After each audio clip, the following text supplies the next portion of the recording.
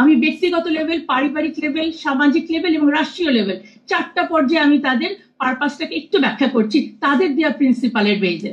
প্রথমত ব্যক্তিগত পর্যায়ে, আমার দেহ আমার সিদ্ধান্ত, আমার হাত মুখ পা দিয়ে যা ইচ্ছা তাই করবো। আমি কি বিবস্ত্র হয়ে জনসম্মুখে যাব? আমার দেহ তাই, সেটা আমার সিদ্ধান্ত। ব্যক্তিগত স্তর কোন জায়গায় নিয়ে গেলে আমাদেরকে চিন্তা করতে হবে। এবার চলে আসি পারিবারিক লেভেলে। পুরুষ হয়ে গেল নারীর প্রতিপক্ষ, হাজবেন্ডের বিরুদ্ধে আমরা এখন ফৌজদারি মামলা করব সেই ম্যারিটাল রেপ নিয়ে। এই যে দাম্পত্য কলহ, একটা নতুন ইস্যু কিন্তু ঢুকিয়ে দিলেন। এটার শত্রু হয়ে গেল হাজবেন্ড। এবার আসেন, সম্পদের যতটুকু আমরা পাওয়ার কথা ছিল ওটাই পাই না। নারীরা বাবা এবং ভাইয়ের সাথে, সেটা নিয়ে কিন্তু অনেক ভাইদের সাথে অনেক ধরনের কলহ আছে। এখন আপনি আমাকে আরো 1 ডিগ্রি বাড়িয়ে দিলেন, মানে পরিবারে হাজবেন্ড, ভাই, বাবা সবাই এখন আমার শত্রু হলো। এবার চলে আসি সমাজ লেভেলে। সেখানে কি হলো? পতিতাবৃত্তিকে করে দিলেন আপনি লিগাল পেশা হিসাবে। একদিকে স্বামীর বিরুদ্ধে আমরা দেব ফৌজদারি মামলা ম্যারিটাল রেপের, বেচারা কেন তখন সংসার করতে যাবে? উনি তো পতিতালয়ে চলে যাবেন, সেখানে তো আর মামলা খাওয়ার কোনো ভয় নাই। এবং ইদানিং আমাদের অনেক ছাত্রীদেরকে আমরা বিভিন্ন হোটেলে দেখা যায় ধরা পড়ছে পুলিশের কাছে। এটাকে যখন আপনি লিগাল করে দিলেন, তারা পার্ট টাইম টিউশনির মতো এটাতে চলে যাবে। তখন কোন ভাবে সামাজিক নৈতিকতার জায়গাটিকে আমরা ধরে রাখবো? একইভাবে শিক্ষানীতি নিয়ে অলরেডি কথা হয়েছে, বলা হয়েছে শিক্ষানীতি 2010-কে আধুনিকায়ন করা এবং যৌন সম্মতি বিষয়ক বিবরণীগুলো যেন ইনক্লুড থাকে। আমরা এটিকে ব্যাখ্যা করতে চাই, আমরা আশা করি বুঝতে পারছি। এবং গণমাধ্যম, আপনারা যারা এখানে আছেন, বলা হচ্ছে গণমাধ্যমে নৈতিকতা, অশ্লীল যে শব্দগুলো ব্যবহার করা যাবে না, ব্যবহার করা যাবে না। নৈতিকতা, অশ্লীলতা, সুস্থ বিনোদন, শালীনতাপূর্ণ পোশাক, ধর্মীয় অনুভূতি। আমি এই কথাগুলো গণমাধ্যমে বলতে পারবো না। আমি গণমাধ্যমকে তাহলে কোন পারপাসে ব্যবহার করছি? আরেকটা শব্দ, গণমাধ্যমে জেন্ডার স্টেরিওটাইপ কথা, ঘরের কাজ শুধু নারীর এবং নারীরা ধূমপান করবে না, এই কথাগুলো বলা যাবে না। আমি বলতে চাই ধূমপান তো নারী পুরুষ দুজনের জন্যই খারাপ, তাহলে নারীরা ধূমপান করবে না এই কথাটা বলা যাবে না কেন? আমাদের উদ্দেশ্যটা বুঝতে হবে তাদের। এবং ধর্মের সাথে সাংঘর্ষিক আইনের ফলে সামাজিক অবস্থা কতটা অস্থিতিশীল হয়েছে আমরা তাদের রিপোর্ট প্রদানের পর থেকে এখন পর্যন্ত এটি বুঝতে পেরেছি। তাহলে ব্যক্তিগত লেভেল, পারিবারিক লেভেল, সামাজিক লেভেল ক্লিয়ার।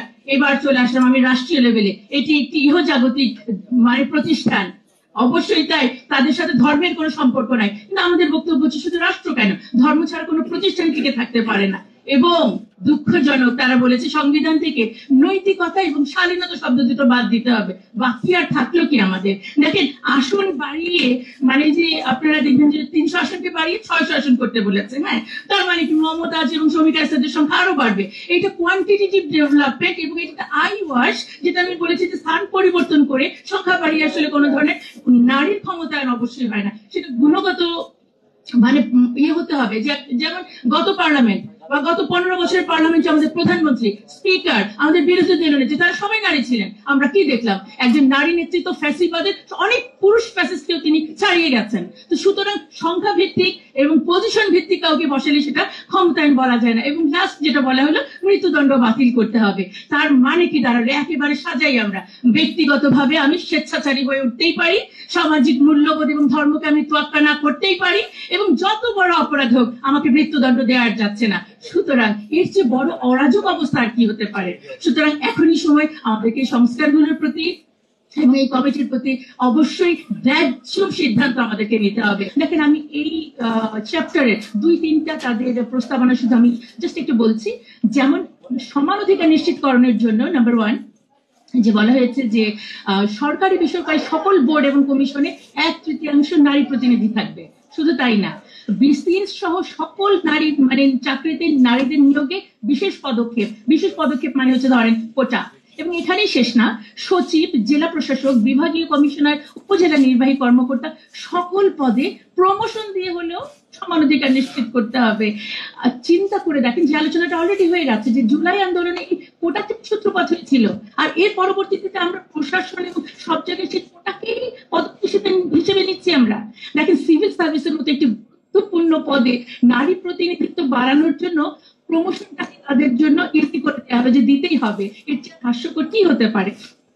মানে বিষয়টা হচ্ছে এমন যে যেমন আমাদের এই প্রথম সারিতে যারা বসে আছেন আমার সম্মানিত অতিথিবৃন্দ, আমাদের সবাইকে যদি আজকে এখানে বসিয়ে দেওয়া হয় তার মানে আমরা সবাই কিন্তু সভাপতি পর্যায়ে চলে গেলাম। এভাবে করে আসলে কিন্তু উন্নয়ন নিশ্চিত হয় না। আমাদের যেরকম বর্তমানে ডিস্ট্রিক্ট কমিশনার আছে, আমাদের 64টা জেলায় মহিলা হচ্ছেন 18 জন, উনাদের সুপারিশ মতো এটা হতে হবে অন্তত পক্ষে 32 জন মহিলা। তাহলে কি করতে হবে? অ্যাট এনি কস্ট সহকারী কমিশনারকে ডবল প্রমোশন, 3 ডবল দিয়ে তাকে এখন আমাদের ডিসি বানিয়ে দিতে হবে। ঠিক একইভাবে দেখেন আরেকটা কথা বলি, যে জনপ্রশাসনের উচ্চ পর্যায়ে সিদ্ধান্ত গ্রহণকারী কমিটিগুলোতে অন্তত পক্ষে 30% নারী প্রতিনিধিত্ব নিশ্চিত করতে হবে। এটা শোনার সাথে সাথে আমার মাথায় আসে যে তারা কি কোনো কমিশন নাকি তারা ডোনার, আমার উপর ইম্পোজ করছে যে আদারওয়াইজ ফান্ড পাওয়া যাবে না। এটা কিন্তু খুবই অযৌক্তিক। এবং দেখেন এই এই চ্যাপ্টারে আমাদের চাকরির বিজ্ঞাপনে নারীদেরকে আবেদনে উৎসাহিত করা হচ্ছে, এটা লিখতেই হবে। এইটার বিপরীতটা মানে হচ্ছে পুরুষদেরকে নিরুৎসাহিত করা হচ্ছে। এটিকে আরেকটি বৈষম্য সৃষ্টি করার একটি পায়তারা নয়? এবং দেখেন লাস্ট আমি এটা নিয়ে যেটা বলতে চাই যে জনপ্রশাসনের সকল আইনকে নারী উন্নয়ন নীতির সাথে সামঞ্জস্য বিধান করে ইমপ্লিমেন্ট করতে বলেছে। যে নারী উন্নয়ন নীতি নিয়ে এত সমালোচনা, যেটার এত ঘাটতি, এটার সাথে এটাকে মিলিয়ে করতে বলা হয়েছে, অথচ তাদের যোগ্যতা বাড়ানোর জন্য কোনো ধরনের এখানে কিন্তু সুপারিশ দেওয়া হয় নাই।